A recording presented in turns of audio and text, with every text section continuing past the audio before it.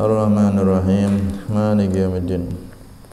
Iyyaka na'budu wa iyyaka nasta'in. Ihdinas siratal mustaqim, siratal ladzina an'amta 'alaihim ghairil maghdubi 'alaihim waladdallin. Amin.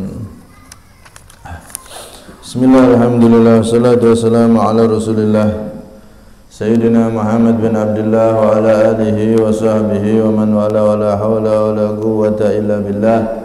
Rabbi syrah li sadri wa yassir li amri wa hlul 'uqdatam min lisani yafqahu qawli wa saddid lisani wahdi qalbi bihaqqi Sayyidina Muhammadin sallallahu alaihi wasallam.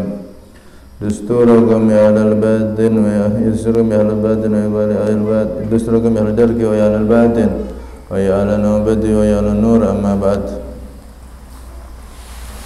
Alhamdulillah,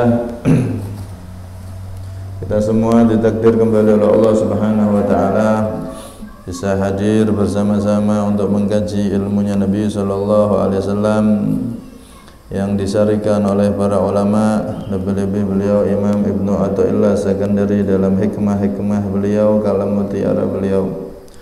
Semoga hadirnya kita ini menjadikan kita tertulis menjadi hamba-hamba pilihan Allah yang selamat di dunia dan akhirat. Amin Allahumma. Kita masuk pada hikmah yang selanjutnya, yaitu radhiyallahu ankum wa qala al-musannif radhiyallahu anhu ma min nafasin tubdi illa walahu fika qadarun yumdi. Ma min nafasin, tidaklah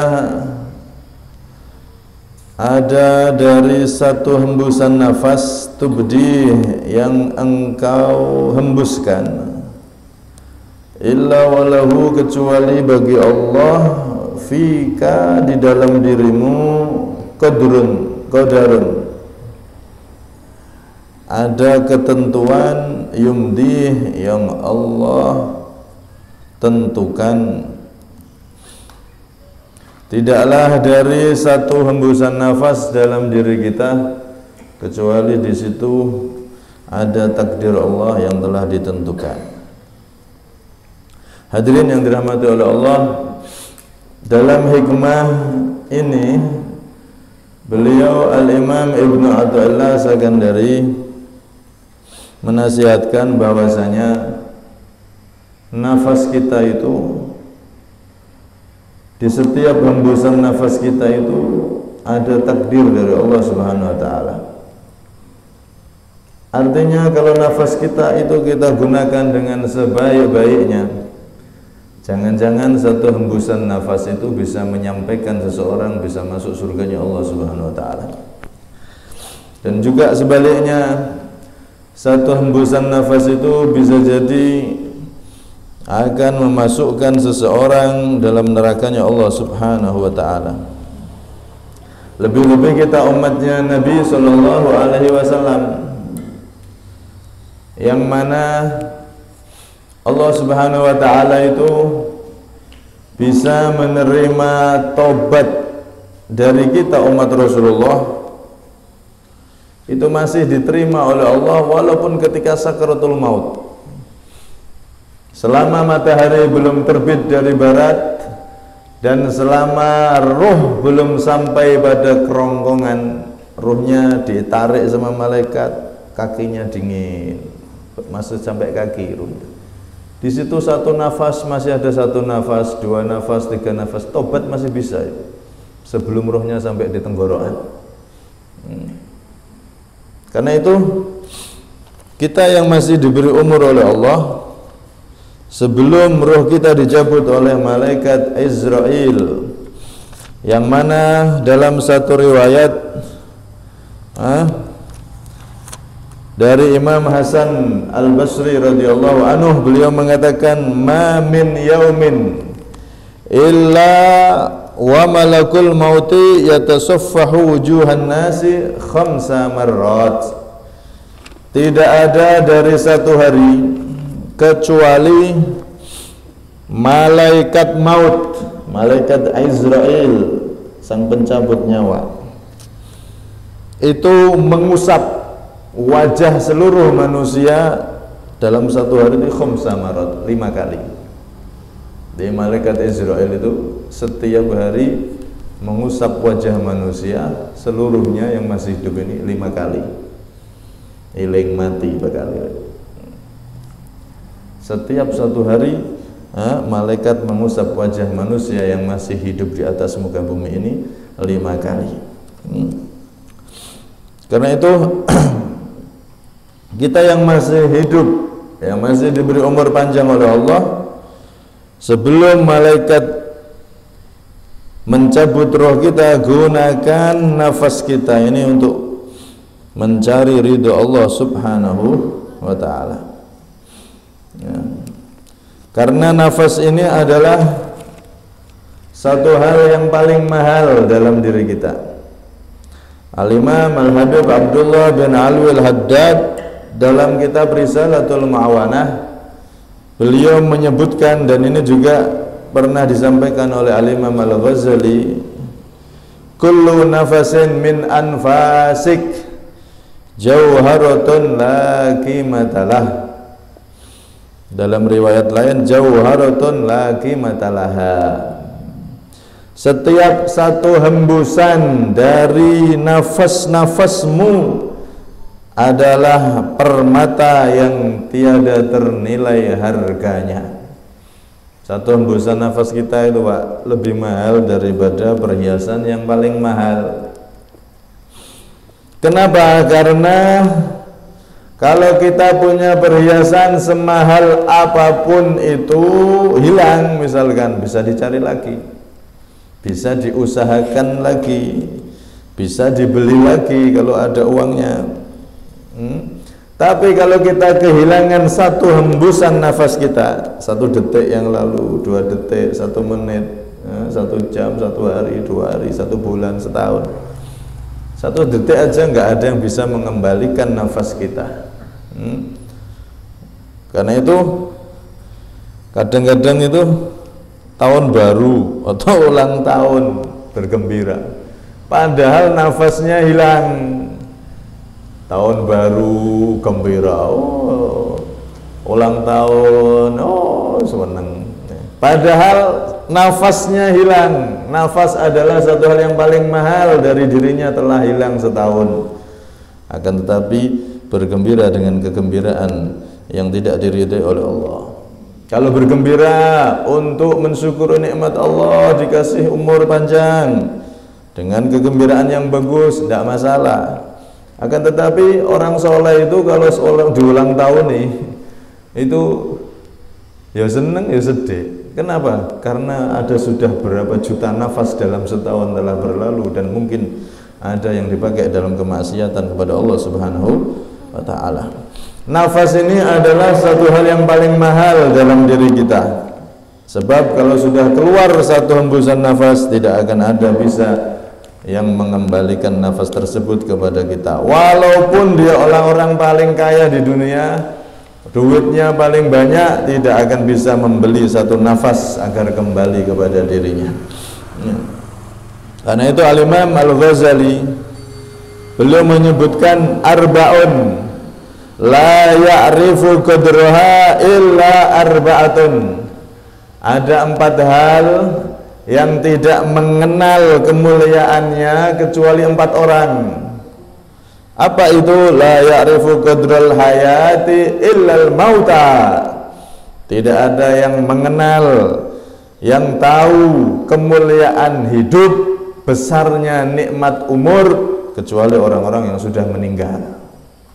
Wong sing mati jero kubur itu Pak, laula akhirtani ila ajalin qarib, minta sama Allah.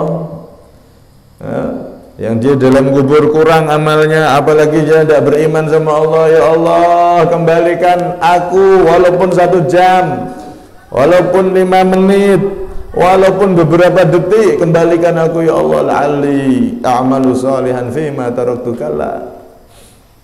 Aku akan beramal soleh. Dia tahu betapa besarnya nilai hidup, nilai umur setelah dia berada di dalam kubur. Nek wong sing urip iki kadang-kadang nggak begitu ngelegewo nggih. Kayak umurnya disia-siakan dalam kemaksiatan, dalam lalai sama Allah. Padahal yang di dalam kubur itu loh, pengen minta 1 jam aja nggak apa-apa. Pengen dapat umur walaupun 1 jam, walaupun 5 menit untuk bisa beramal soleh. Tidak ada yang mengetahui besarnya nikmat umur kecuali orang-orang yang sudah berada di dalam kubur. Ini satu. Yang kedua, wala qadras sihah illa ahlus sukmi. Dan tidak ada yang mengetahui besarnya nilai kesehatan kecuali orang yang sakit. Namanya seloro lagi reti. Nilai kesehatan itu luar biasa. Pas sehat, banting tulang, sana sini, tidak pernah sholat, tidak pernah ngumpul no duit, mari ngono, awake kekeselen, nggak pernah break, sholat tidak pernah diperes terus kerja, tidak mari dek, kena penyakit macam-macam, kolesterol, jantungan, paru-paru, hasil yang dia kerja bertahun-tahun ternyata habis untuk apa? Nambani awake sing loro. Kerja suwi untuk duit akeh entek kanggo nambani awake cek kurang, baru tahu ya Allah ternyata nikmat sehat itu begitu besar. Allah mengasih jeda sholat, jeda Ramadan, poso, itu semuanya adalah untuk kesehatan dan kekuatan kebaikan diri dan tubuh kita. Tidak ada yang mengetahui kemuliaan besarnya sehat kecuali orang-orang yang ditimpa penyakit yang banyak. Nah, seluruh lagi arti nikmat sehat itu nikmat yang paling mahal. Walaupun tidak punya uang, asalkan sehat, alhamdulillah. Berapa banyak dia bos miliarder, duitnya digebantalan sakit. Duitnya ini lagi tuku kerupuk, sak desa ini kependem kerupuk. Tukokno bakso banjir, saking akeh. Tapi sakit macam-macam, jantung lah, liver lah, stroke lah, ya Allah. Akhirnya makannya tidak bisa makan apa-apa. Lebih baik tidak punya uang, asalkan saya sehat. Syukur-syukur sehat, duitnya berkah. Amin Allahumma. Wala qadras syabab illa ahlul haram. Dan tidak ada yang tahu betapa besarnya nilai masa muda kecuali orang-orang yang sudah tua.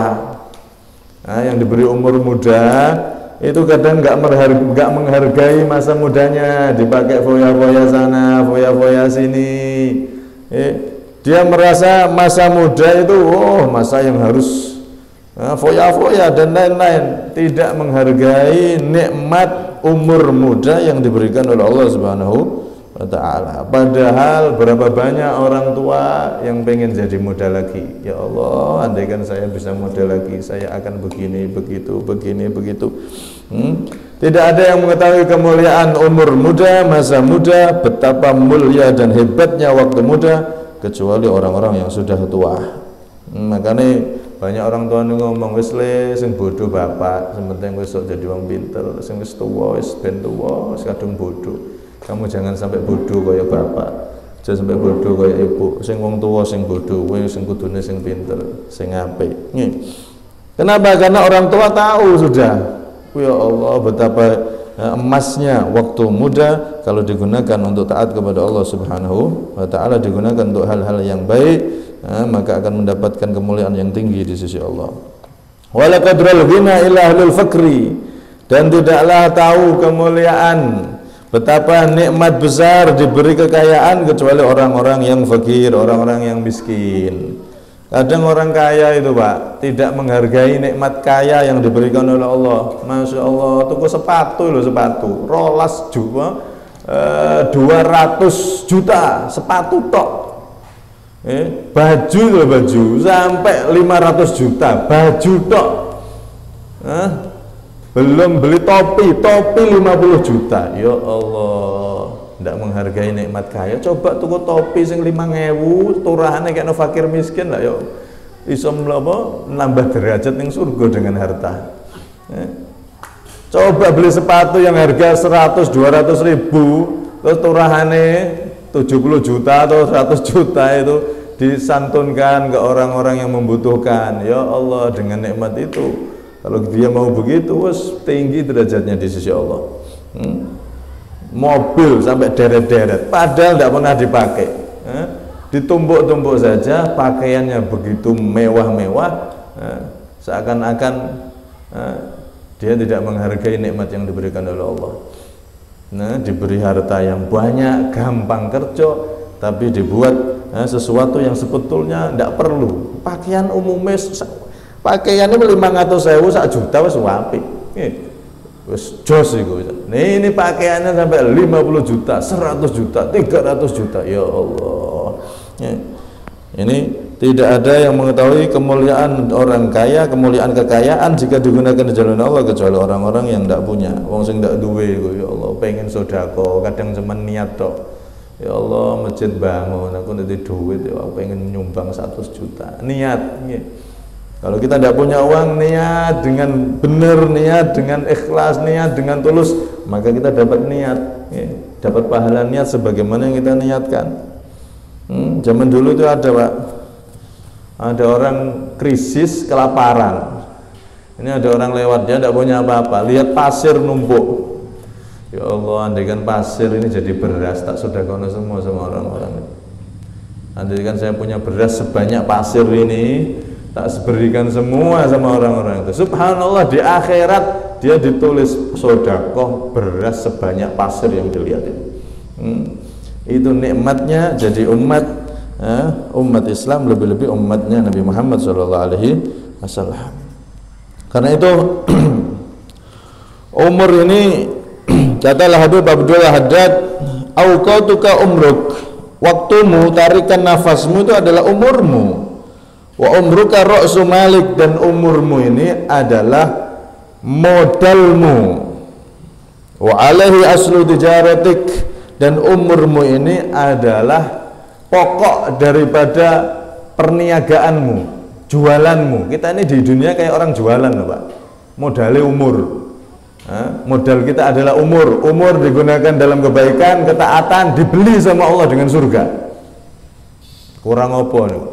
Umur kita makhluk yang kalau dibanding Allah tidak ada apa-apanya. Kita makhluk, umur yang remeh dibanding surga. Akan tetapi umur itu kalau kita gunakan untuk menggapai ridha Allah, dibeli sama Allah bukan dengan uang, bukan dengan dolar, bukan dengan harta, tapi dibeli dengan surga.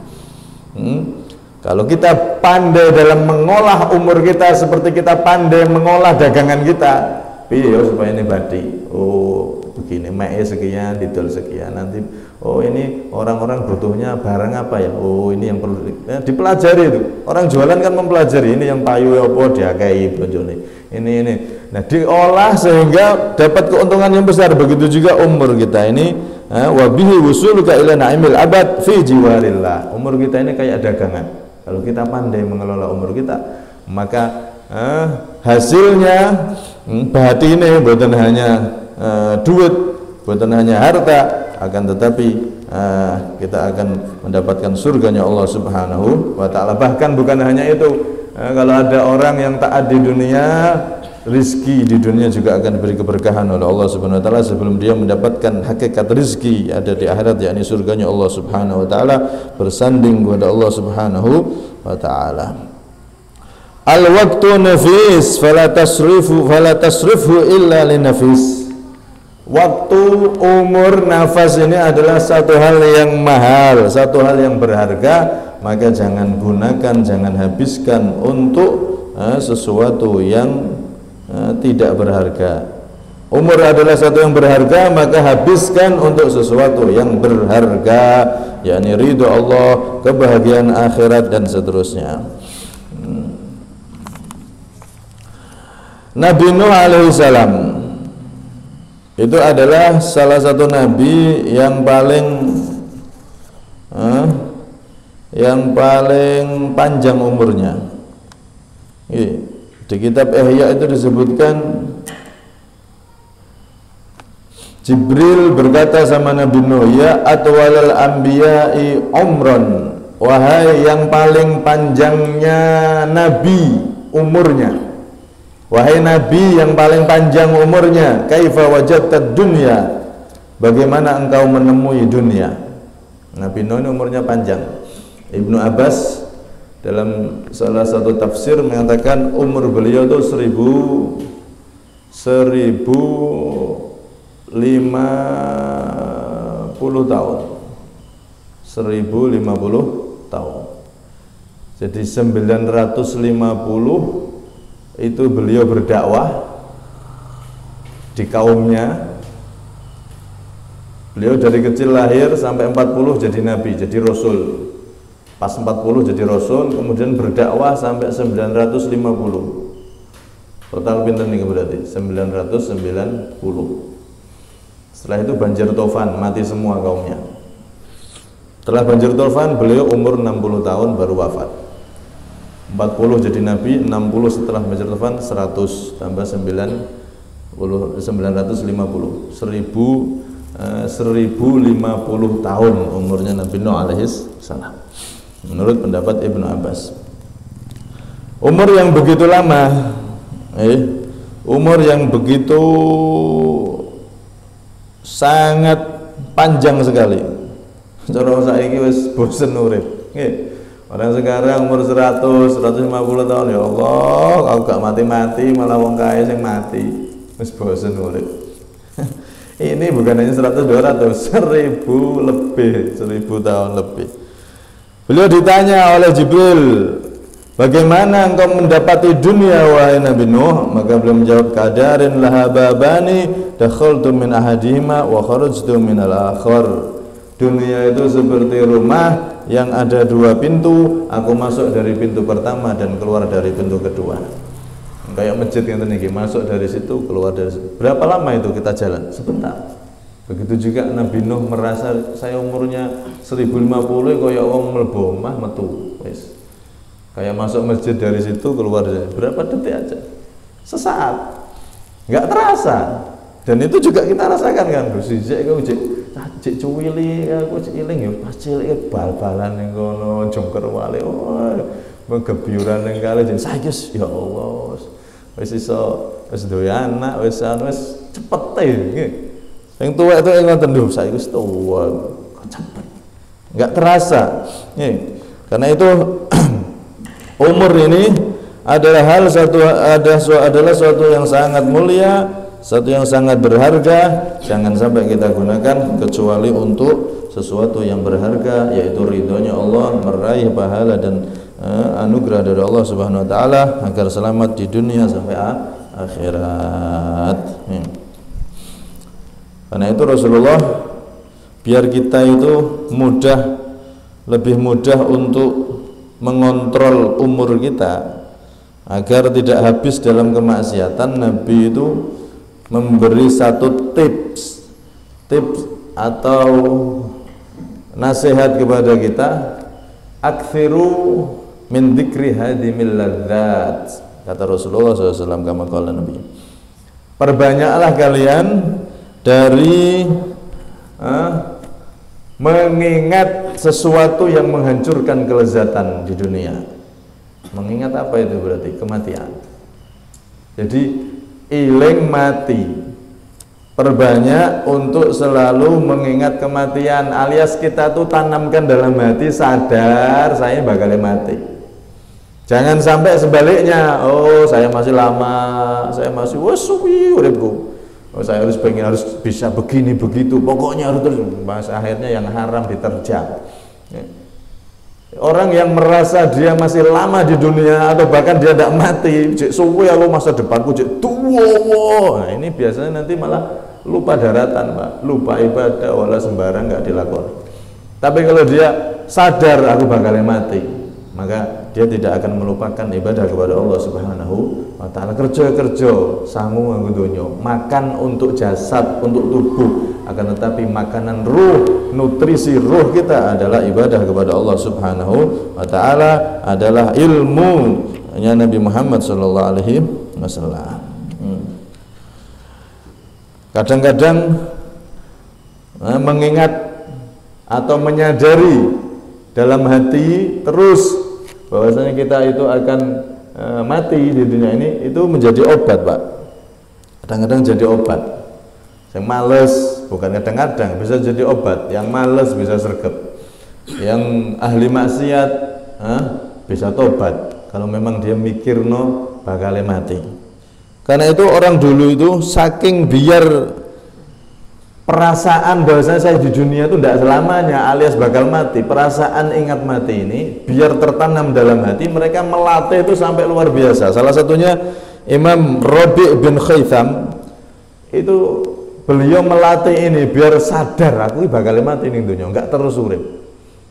Biar dia di hatinya tertanam itu, sampai-sampai beliau dalam rumah itu menggali kuburan. Mari ngono, setiap saat kalau dia ini mau maksiat, mau melakukan satu hal yang kurang bermanfaat gitu, dia masuk ke kuburan itu. Duduk di dalamnya, sambil membaca ayat, qala rabbirji'un la'alli a'malu sholihan fima taraktu kalla.